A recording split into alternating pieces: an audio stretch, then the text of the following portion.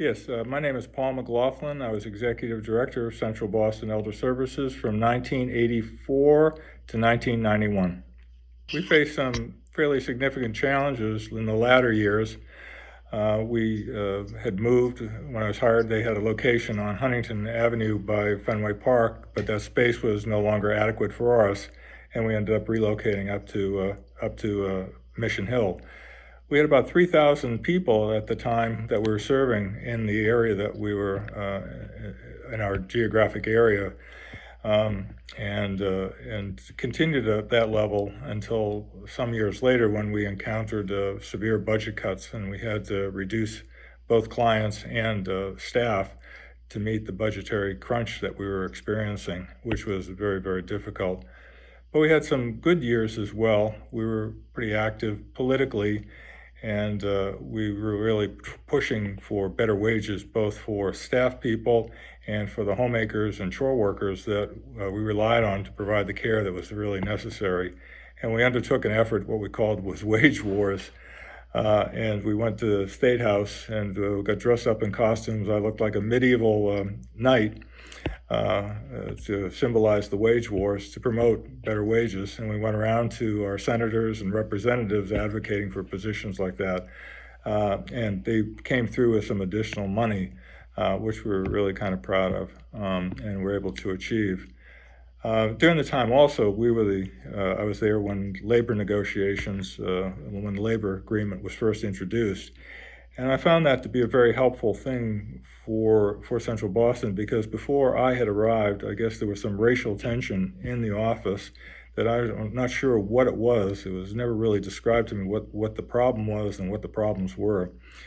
But I kind of embraced the unionization because it gave the employees an opportunity to sit around the table and define what the working conditions were going to be, what the hire, promotions, termination policies were going to be, and to understand the budgetary constraints that we were operating under. Despite our desire to be as generous as we could be, we were faced with with whatever the state budget was provided to us. But I think as a result of that, a lot of those issues began to subside significantly because people felt a part now of the organization and had a voice, and that was really important. And I was glad that we were able to do that.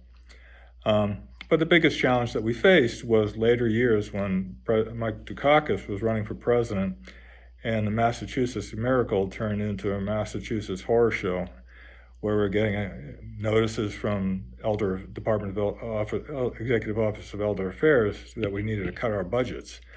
And what happened was we were getting those numbers later in the year, so it became increasingly hard to meet the budget targets. We got an announcement of a budget cut of close to $500,000 towards the middle of the year, which was equivalent to cutting $1 million out in budget spending in order to bring our budget into balance. And it was a very difficult time. It was a difficult time for the whole organization.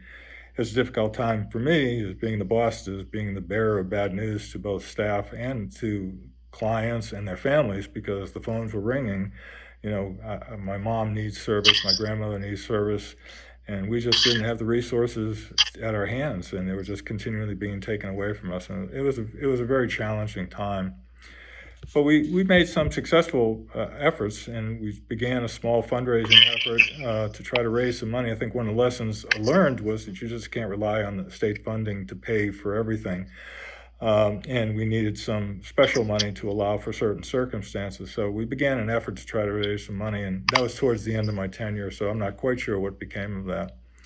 But it was the other thing that really happened too was that we really tried to reach out into the community, had more local and connected board people and more minorities on the board people, given the constituency that we were serving. And during that time, we also were able to become certified as a minority business, which was a good thing because we stood for our community and we represented the community, and that was really an important part of it.